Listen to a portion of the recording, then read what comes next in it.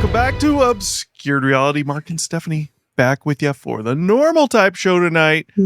Fairly quick. Another 3i Atlas update. Oh, and I forgot to mention, happy 6/7. Wear it out for the kids, guys, so they shut the up. So there is yet another oddity with 3i Atlas. It just keeps compounding. It's great, but there's just issues, man. It's insane. We're going to look at a quick picture too, to help hopefully describe what I'm going to tell you, and hopefully get a better visual of kind of what we're talking about. Let's talk about some things. So some of this I'm not too clear on, but as 3i Atlas was coming in, we see it outside the solar system, boom, starts coming in. They had a projected trajectory it was going to go on, right? They can do the calculations and all that. They can basically see the trajectory. Not a big deal. At perihelion, when it was closest to the sun, it appears there may have been some NGA, non-gravitational acceleration. Not a big deal. And I don't know for sure if this is because of that or not, but there's more of an updated trajectory now that it's gone past the sun. Slightly off from what it was before. Not a major trajectory change, but there's a trajectory change. Now, they, like NASA or whomever, is claiming, it's just better data now. It's on the other side of the sun. Whereas we're also hearing it changed fucking trajectory. Not that it is some conspiratorial alien ship. It purposely changed. But they're saying it's just better data. We're getting better readings on it now. That makes complete sense. And others are saying, no, that was a pretty good trajectory. This has changed, most likely due to, outgassing type propulsion and all that, which makes sense. And we already know 3i Atlas is emitting a shit ton of matter. Unlike anything we've ever fucking seen before.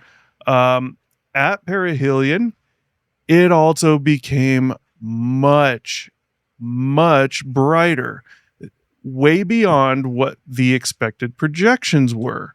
Something to like four, and I'm going to mess this verbiage up, not 4 times the brightness, but a magnitude of, they say something like magnitude of order of 4 times, blah, blah, blah, right? Either way, it became way brighter than was projected, way brighter. And we also know that from amateur photography or amateur astronomers based on the ground, we were seeing between 5 to 7 jets coming out of this thing, just jets of off-gassing, allegedly off-gassing. And I say allegedly, not being conspiratorial, but I'm saying that because this isn't something they normally see. One of the anti-tails is like 1 million miles long, which is insane, and there's no explanation for it. The solar wind, the radiation, all that should be pushing it back way sooner than 1 million miles. It shouldn't be out as far as it is, yet it is. And yet we see 5 to 7 jets coming out. Now, the thing about the jets, we talked about this in the last show, maybe a little more in depth now, but those jets appear to be directed. Now, what do I mean by directed? They can find pictures. You guys probably all seen the pictures. They're like straight out, which you would expect. But here's the thing. They're assuming from what they're seeing, they believe 3i Atlas is rotating, right? Not to be unexpected, about once every, I think it's 16 hours. It completes like a full rotation in 16 hours? Yeah. Okay. Yeah. And with a rotation, you got to keep in mind, you got to picture these jets coming off, and I believe they're towards the sun, but they're kind of in different directions. With it rolling, rotating, whatever, they would expect. Now, I'm been listening to some people who do astronomy. They said what you should be seeing is like the swirling effect in space, right? Because it's rotating. That's not what's being seen. It's more directed, just straight out, whichever way they're coming from, just straight out. There's no swirling, nothing. So this is all odd. So I want to talk about a couple things. I'm going to show you this picture. This is very interesting. This picture should help. And actually, let me just pull the picture up, and we'll just have that up while I'm talking. Let's pull it up right now. So this is a cool little diagram. You have the sun. I'm unclear if that over by L1 is Earth or Jupiter. I know I was getting the wrong returns. It was Earth. This may actually be Jupiter. Either way, it doesn't matter. And you'll see why. So, trajectory details. Let me read this real quick. Read a little bit of this, and we'll see. There may be a little repetition in here, so forgive me.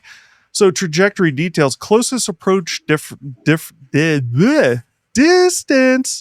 The comet's closest distance to Jupiter is predicted to be approximately 53.445 million kilometers, or about 33.2 million miles. Hill radius alignment. And I'm going to explain this.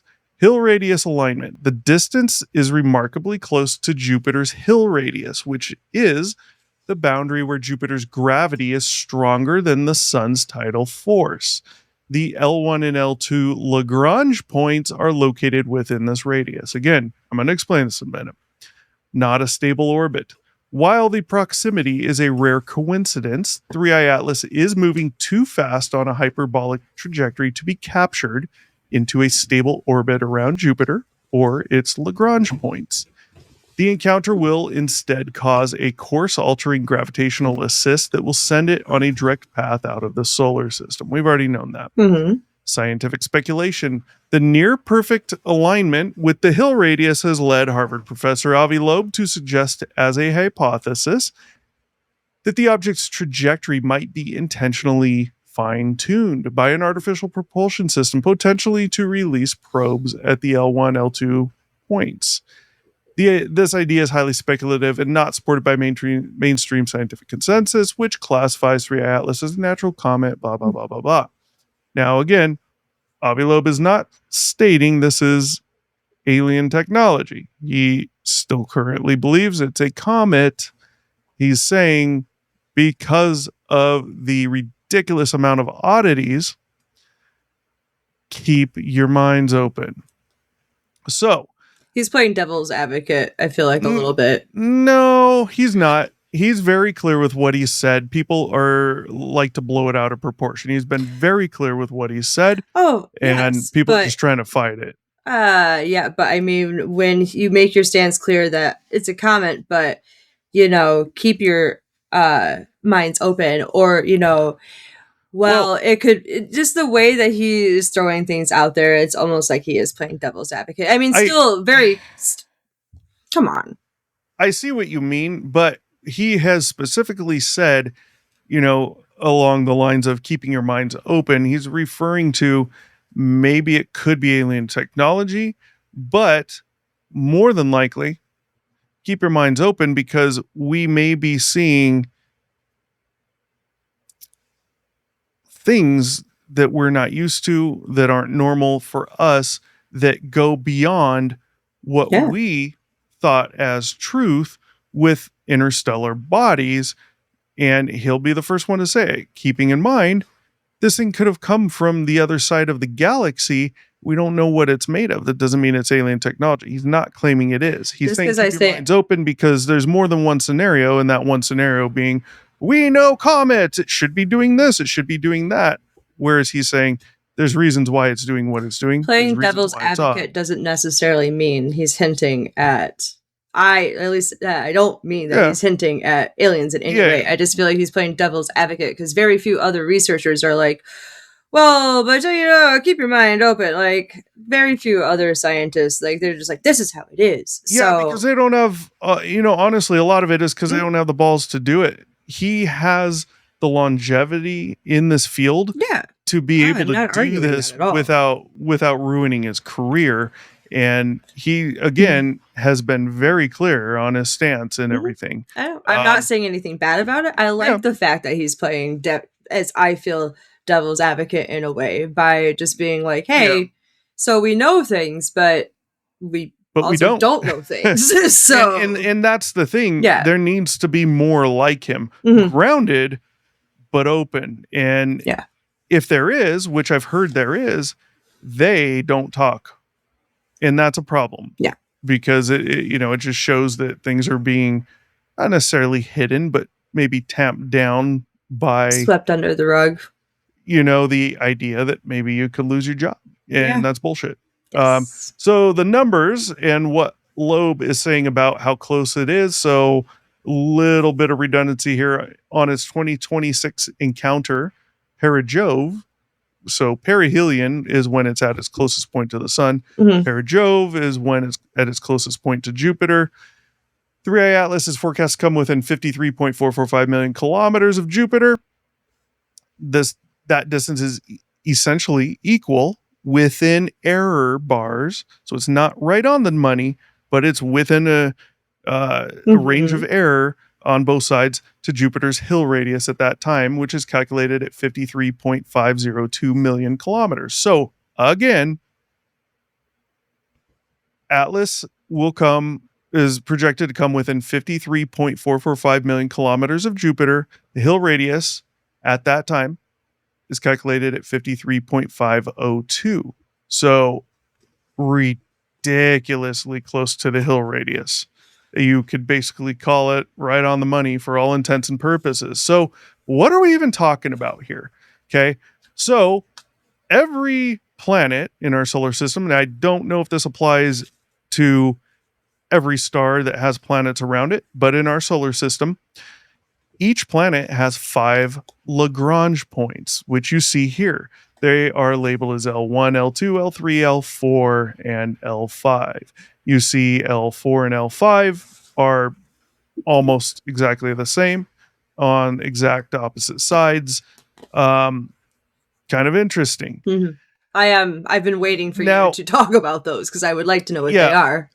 so I'm gonna break it down in how I understand it. I Mhm. highly recommend you go out there and look into it and read up on it, as well as the Hill radius.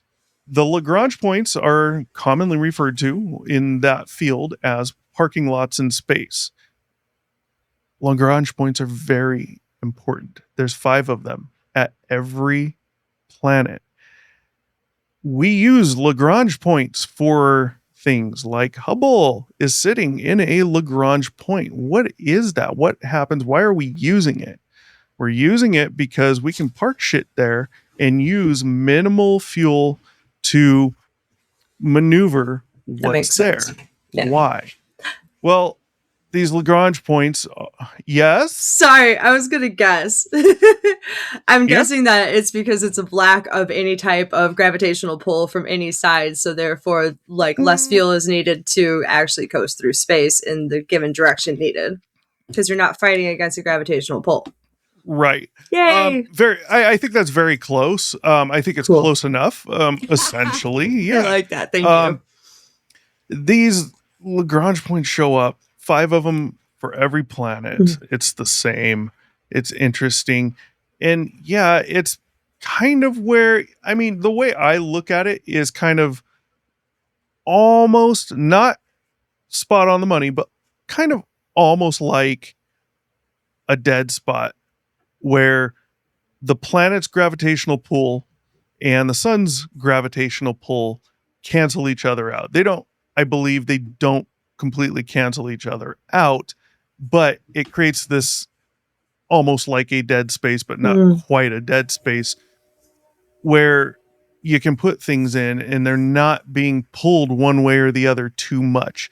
Therefore, we can put things in orbit there and keep them in the Lagrange points. And all you got to do is slightly maneuver to keep it within the Lagrange points as, say, Jupiter orbits the Mhm. sun.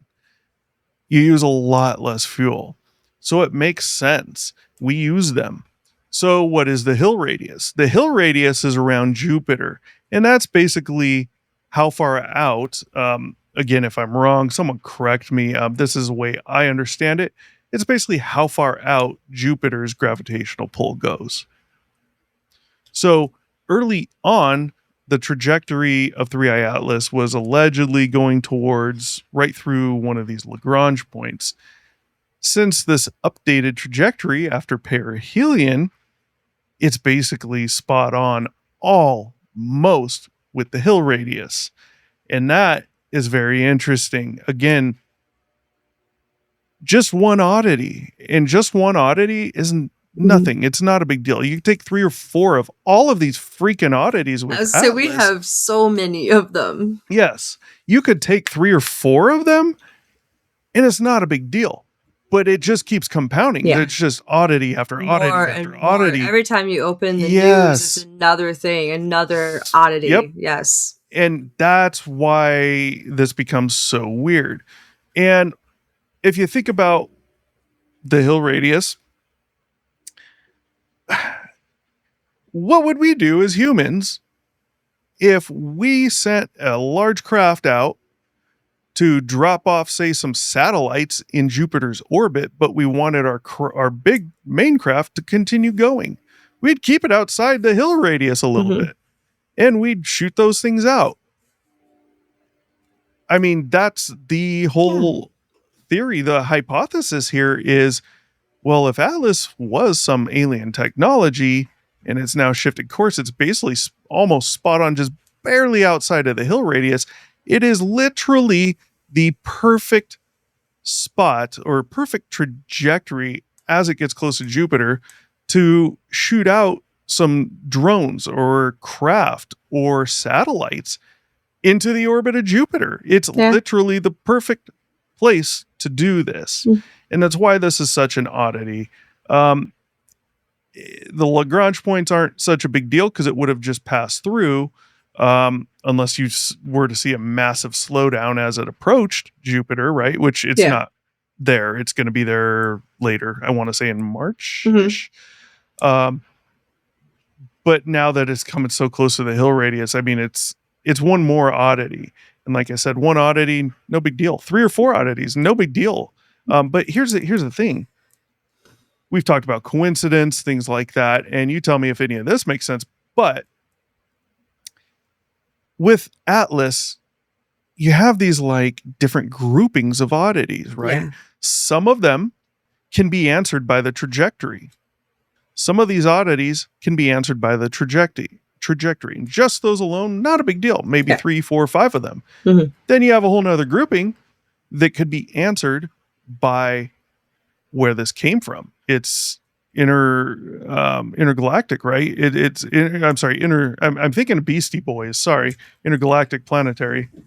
Ugh. I'm not joking. I am, and that's why I'm saying that interstellar. It's interstellar. So another grouping of these oddities can be answered by the fact that 3i Atlas is interstellar, meaning we don't know where the fuck it came from. It didn't come from our Mm. solar system. It could have come from somewhere in Sagittarius where it came through. It could have come from the other side of the Milky Way galaxy billions of years ago. We It don't could have come know. from somewhere outside of the Milky Way It galaxy. could have come outside of our Yes. galaxy. We don't We just know. don't So we know. don't know what it's made of. It could be shit we never even thought would have been Could possible. have existed. Right. Think Something we here's a don't good have way. on our elemental. Well, think about this. So you're all familiar with Bob Lazar, and he claims these alien craft run on element 115, that there's a stable version of element 115. I'm not saying that's true, his story, but think about that. Element 115. We have finally, back 15, 20 years ago, whatever it was, finally were able to produce element 115. I believe it was in the Large Hadron Collider, that miles long circular collider, right? Mm-hmm. Well, the problem is, here's how quick we create it. Zoop, gone. Right? It's like a fraction of a fraction of a fraction of a second. It's there and it's gone. The half life is so short. Yeah. Now, Milliseconds. but that's not to say that on the other side of our galaxy or in some other galaxy, it's not as abundant as gold is here. Mm-hmm. We don't know. And that's the thing. We don't know what 3i Atlas is made of, if it is truly a comet, right? Right. But you have these groupings. The trajectory answers some of the oddities. Being interstellar could answer a whole nother group of oddities. So now you have all these coincidental oddities, 14, 15, 16 of them now, somewhere around there. Yeah. And that's crazy enough. But now, if you actually group them together, and I'd have to sit down and do this, and I could, and say, okay, well, these oddities can be answered by trajectory. These oddities could be answered by what it's made up of, because it's interstellar. Maybe there's another group. Now you have separate groups of oddities with oddities. Mhm. So it just keeps compounding on Yeah. itself. I don't know. I mean,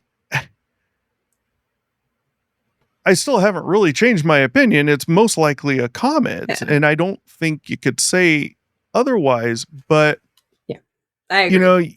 you got to remember when this thing was on the opposite side. Now, I don't know if this was at perihelion or if this was at I forget the name for it. Conjunction.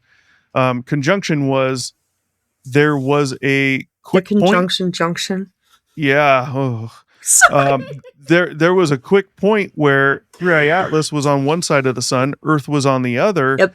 And you could literally draw a straight line, Earth, Sun to 3i Atlas. Mhm. That was the conjunction, and that was another oddity, because that didn't have to happen. If it had been at any other point in time, that never would have happened. But no, we also have this conjunction.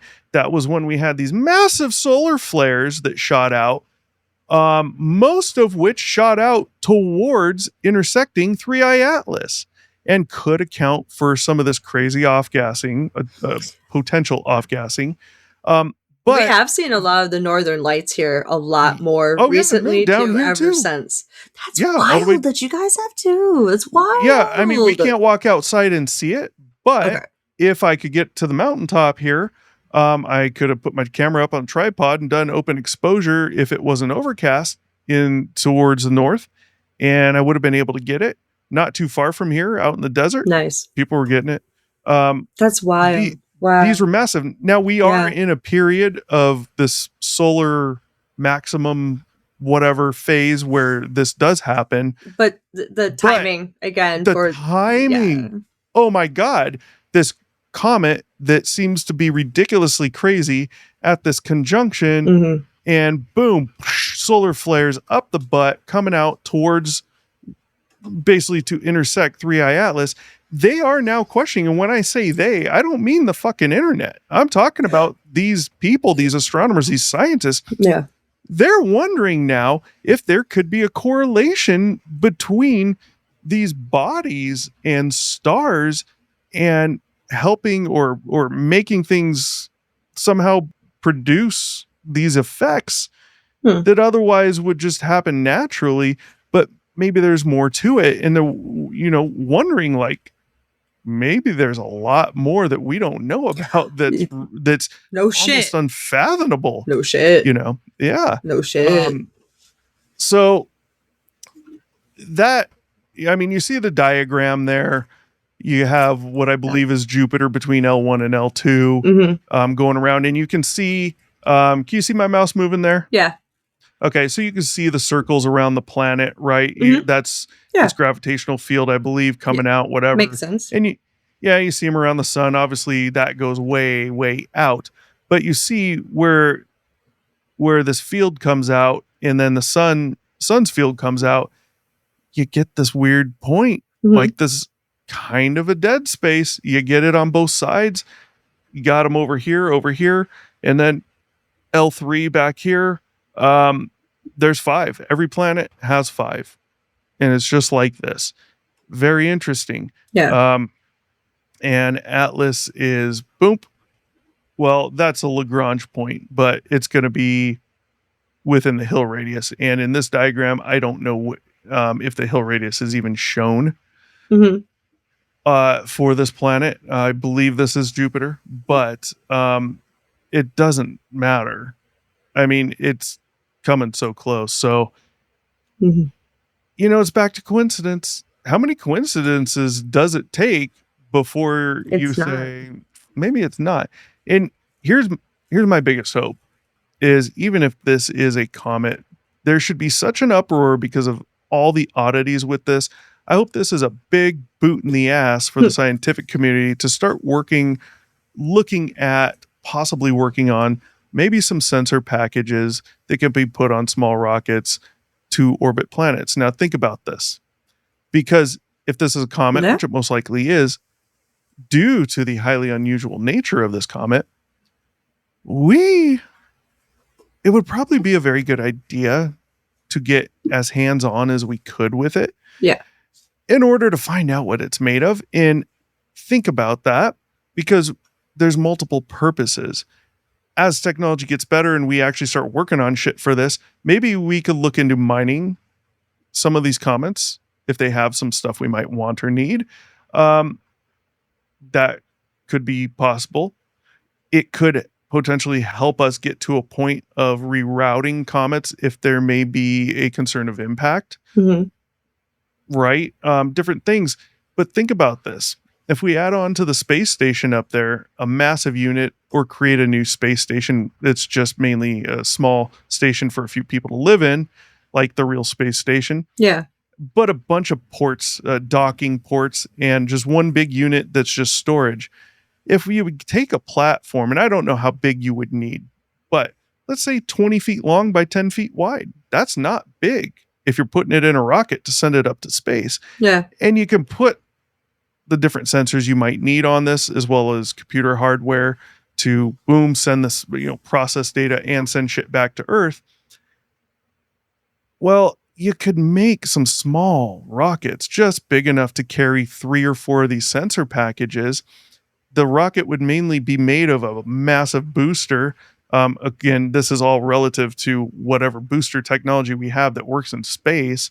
Um, it's mainly just going to be a booster and fuel. Hmm. And we can put an empty rocket up there and dock it to the station and use that as fuel storage.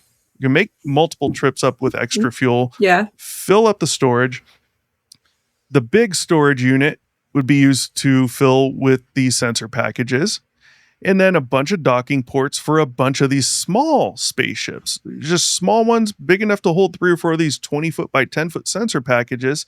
And think about this. I know this is out there, Yeah. but think about it. Once up there, we could put, say, 3 sensor packages in these rockets. We can shoot them off and put at least one in orbit around every planet or around some of the planets. Definitely every of the farther out Oh, planets, yeah. but Earth, Mars, all these closer in ones, Mhm. maybe just around 1 or 2 of them. When we start seeing a comet like 3I Atlas coming in from outside of the solar system, and if it's at a speed that is acceptable as comparable to whatever our booster technology, thruster technology would be at the time, meaning can we at least match that speed? And if it's already in orbit around a planet, we may be able to use the planet as a slingshot to get that rocket even Yeah. quicker. We could meet up. We've already done this with a comet. Now we Mhm. could meet up with it. This thing could land. And when I say land, keep in mind these are rockets that are meant to just be in space. You could have just a little shock absorber landing like a stick coming out a pole, right? Yeah. You could have 4 or 5 in a radius going around it in the front, in the back. That's all you need because all it's got to do is just set down. You could have something that kind of pneumatic spike that kind of punches into the comet, just to hold that craft there for a Yeah. minute. All you need While is a it door to open transfers. up.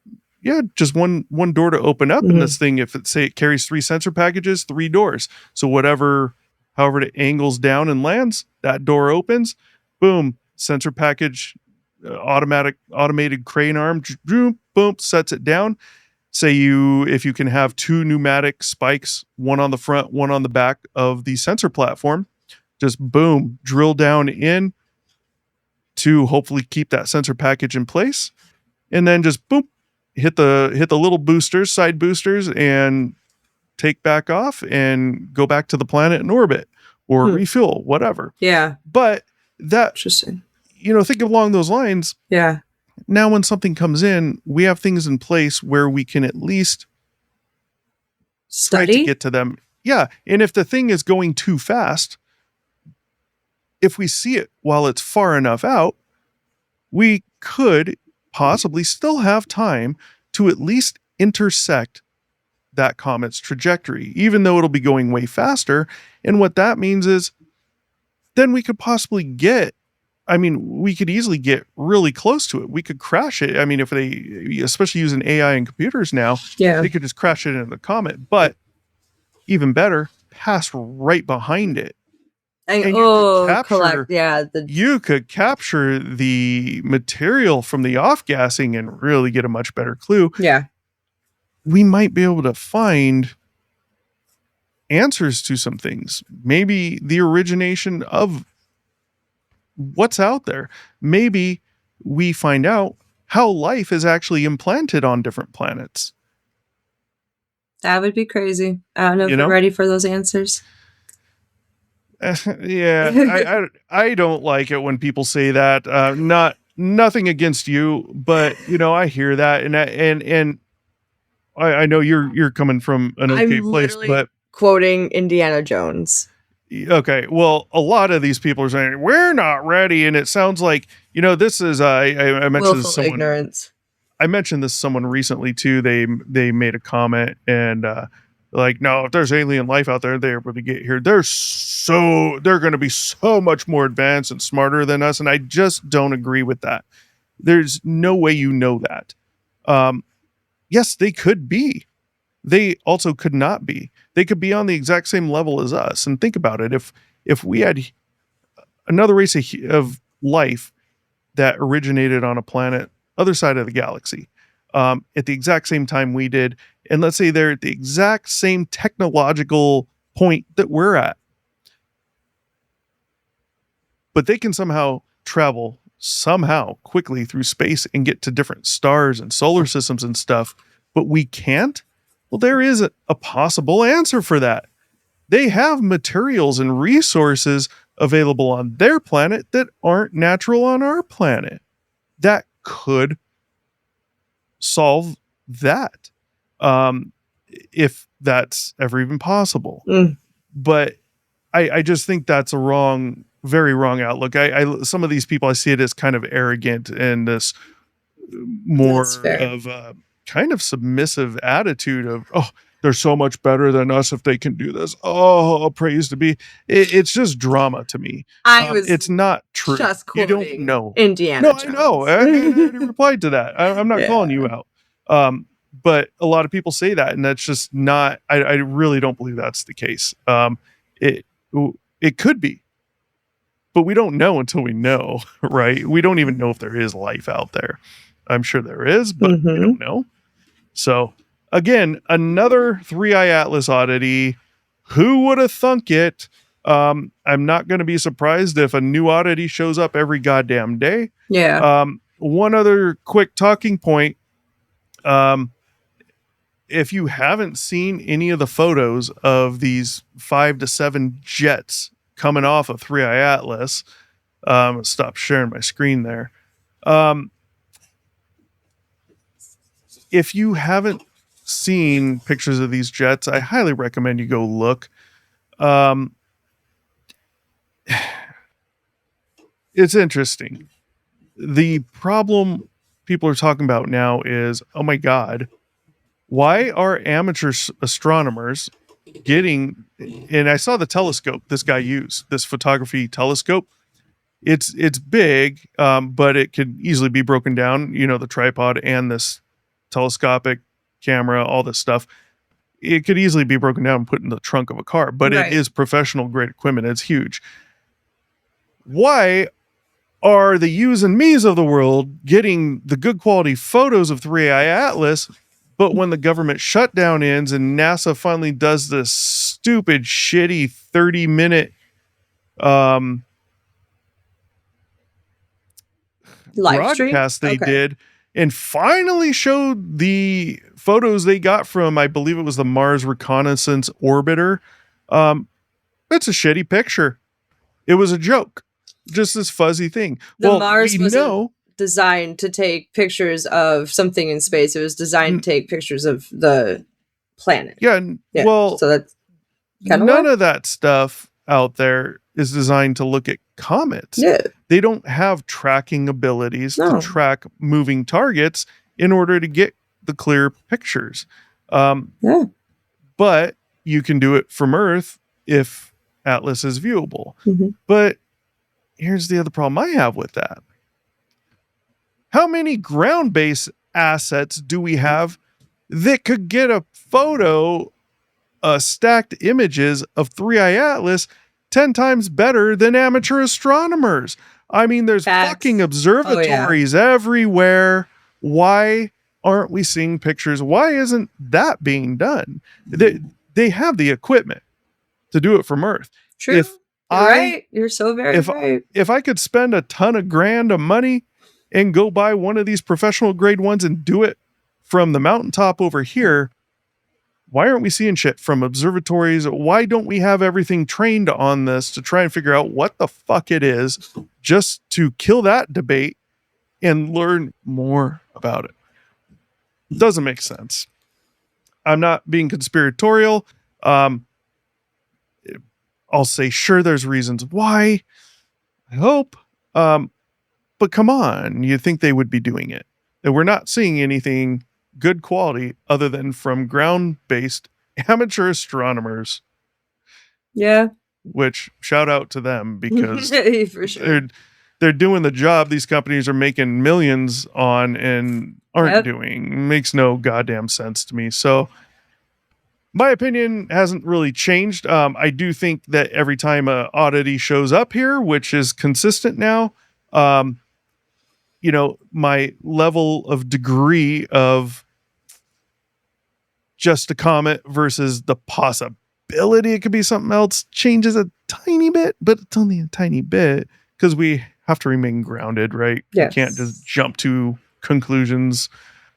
But what about you? What do you think about this? It's definitely, it doesn't seem super odd, but again, when you add it in with all the oddities, what do you think? Oh, it's just, we'll see. We'll see where it's actually going to end up going, because they can say, oh, it's headed over here. And, it ends up we will course. See, but I'm asking, what do you think about this Oddity?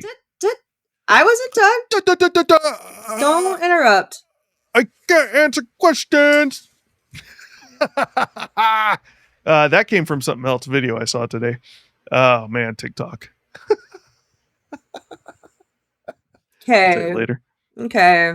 Has to do with a Karen and a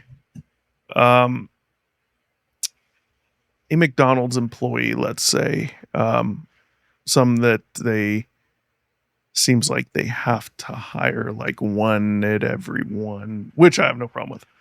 But the Karen apparently did. Anyways, what do you think about this Oddity? Opinion hasn't changed. What do you think about the Oddity? Opinion has not changed. It is just another Oddity. Just another one. It's a fucking like guess as to where it's gonna end up. You guys heard it here first. She has no opinion on the Oddity. Nope, no opinion, because I was trying to give it, but you just wanted to talk, so. Hey man, just asking. I tried answering it first time, but shit. Well, there you have it. I'm guessing there's going to be more in the coming months. And of course, just like everyone else, we'll have it because it's going to happen. You know it is. Stephanie's ready for bed and other things, clearly. So, with that said, are you out of here, Stephanie? Oh yeah. Good. I'm out. Peace.